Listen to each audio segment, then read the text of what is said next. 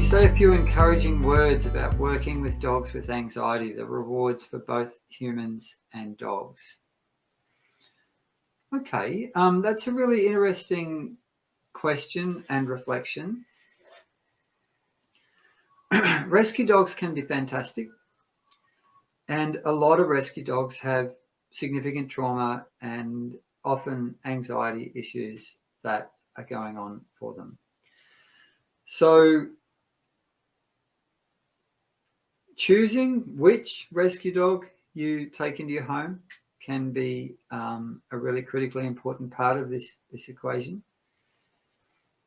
If you go in there and look at the dogs, you preferably want to find a rescue dog that is friendly and outgoing and happy to engage with you, even though they don't know you, not one that's freezing or going back to the back of the cage and hiding and things like that, because the dogs that are showing obvious anxiety signs when you go to meet them at the rescue facility are going to be more likely to be difficult in terms of how much you're going to have to put in effort to help them when you get home. And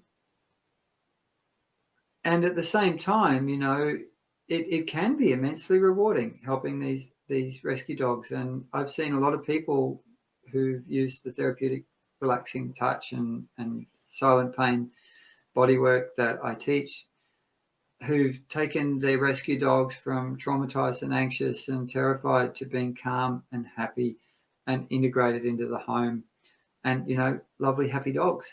So I think a little bit of caution about, if you're going to rescue a dog, a little bit of caution about which dog you rescue, not just falling in love with the most remedial, most difficult, most traumatized, most anxious dog in the rescue organization when you go to visit them is possibly wise, especially if you're not terribly experienced with dogs. If you haven't had a lot of experience with dogs, then you want to say to the rescue organization, look, I'm not terribly experienced with dogs. I really need to have the easiest possible, least traumatized, least anxious rescue dog that you have. Can we talk about that? But also be sensitive to the fact that rescue organizations are very motivated to rehome their dogs, and on occasion will sort of push inappropriate dogs onto people.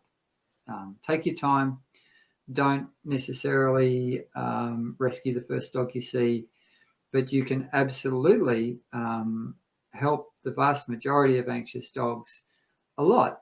Another thing might be to, and this is a difficult one because you will bond with your rescue dog very quickly, no matter where they're at with anxiety and trauma, but it might be wise to be open to the possibility that you'll take the dog home and they're actually not going to be the best fit for you and your circumstances, and you might need to be open with the rescue organisation about that. Okay, I'm going to take this dog on a trial, and if it doesn't work out, then we'll need to bring it back and maybe consider a different one.